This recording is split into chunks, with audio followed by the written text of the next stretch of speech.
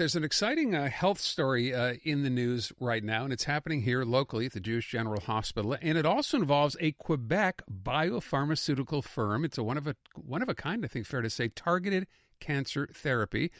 Get to talk to Dr. Jerry Batist about this. He's director, of course, of the Department of Oncology at the Segal Cancer Center at the Jewish General.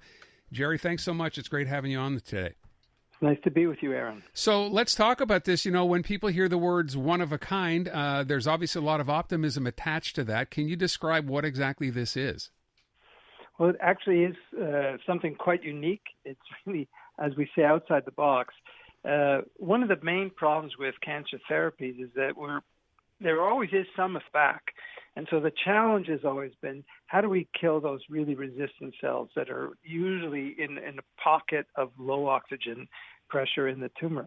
And this new technology uses a bacteria, which is itself quite novel, to deliver anti-cancer therapies directly to that area of the tumor and to keep it there using a magnetic field. So it all sounds a little space-agey, and it is. We're using a bacteria that responds to a magnetic field, and we can hold it in the tumor and concentrate the treatment. So from what I read and the way I understand this is, and as you kind of laid it out here, the idea was where you could treat a tumor before, there was no guarantee that, of course, another part of the body where that tumor wasn't would not suffer from the treatment that tumor was getting. Is that right? Yeah, well, that's the other side of the coin as well. Because we can concentrate it in the tumor and really focus it, we're keeping it away from the rest of the body and all the normal tissues. So right. Theoretically, we hope that none of it will leak out and that there'll be very little systemic toxicity, if any, but that we can maximize the effect by retaining the anti-cancer treatment really in the tumor. So you said theoretically. Why theoretically? Well, it's always theoretical in that we're now in the process of making that great leap from animal models where this works really dramatically into humans.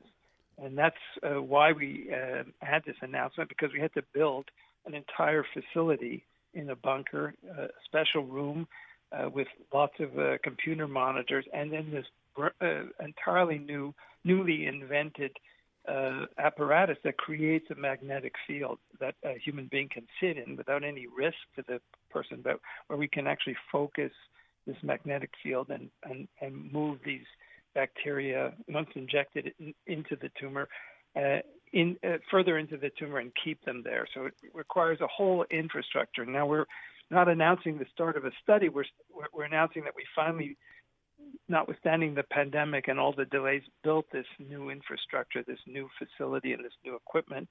And the protocol is on its way now to review by ethics committees and Health Canada.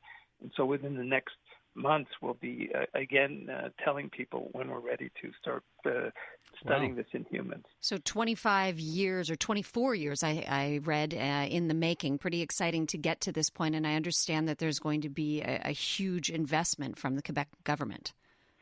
Yeah, it is a huge investment. There's investment by private donors, and investment by the Hospital Foundation, and an investment by Transmedtech Institute, which is a innovation hub based at the École Polytechnique that we are part of. And so I think that's another major part of this, is bringing together the public sector, the government, with the university academic center, with the hospital, with private donors, the foundation, and also investors in this biopharmaceutical firm. And that's, I think, what we have to do in order to build these things and move outside the box and go where no man or woman has gone before. Yeah, that aside, has this kind of treatment been tried anywhere else in the world as far as you know?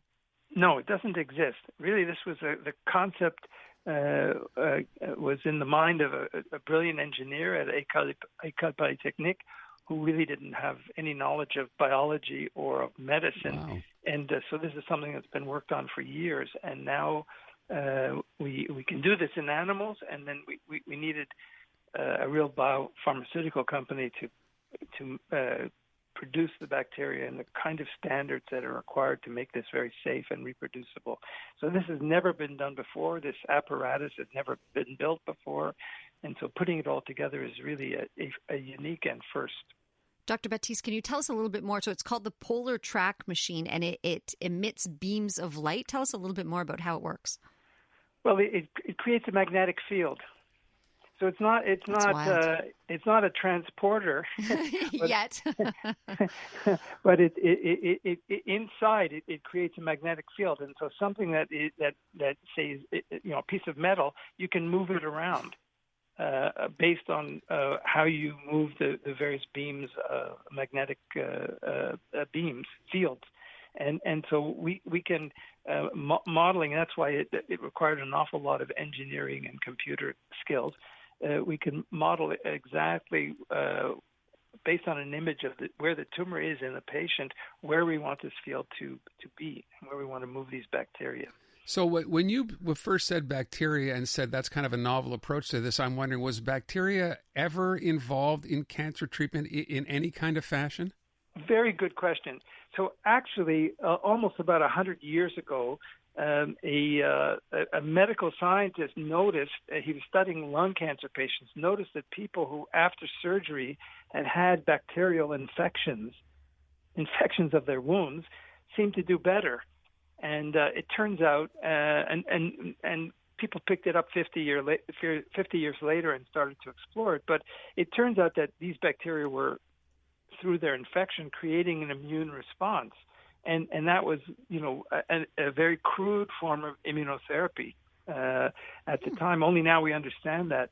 There are at least 4 or 5 applications of bacteria in the world in cancer therapeutics. It's a newly emerging field now. We've been using viruses as vectors to bring therapeutic genes, and very much like the RNA vaccines.